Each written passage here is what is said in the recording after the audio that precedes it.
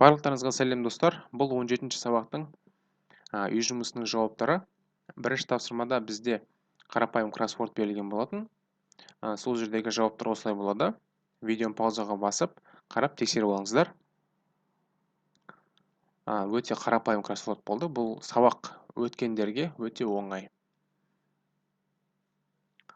Енді келесі тапсырмада бізде мына сөйлемдерді аяқтауымыз керек болды. Үстіндегі берілген сөздерді, фразаларды қойып аяқтау керек болды. Swimming pool, restaurant, gift shop, yard, gym, parking lot, reception. Дұрыс жауаптары осылай болады екен. Келесінде there is there'ға байланысты бізде практика болды.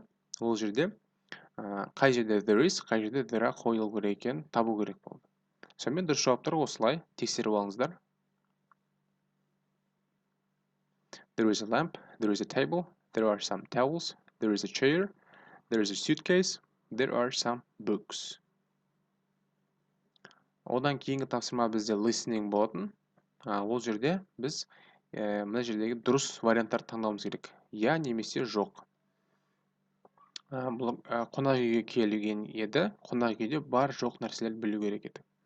Яғни бізде екіншісінде yes, үшіншісінде no, телевизор жоқ болды. Төртіншісінде кітаптар бар, мейрамхана бар болды. Алтыншысында жаттығу залы жоқ екен. Сусындар жоқ екен бөлменің ішінде. Соңында сыйлық алатын дүкен бар екен. Yes. Дұрыс жауаптар осылай.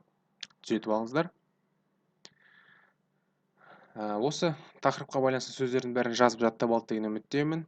Видеоны көргендеріңізге рахмет. Келесі сабақта кездескенше сау болыңыздар.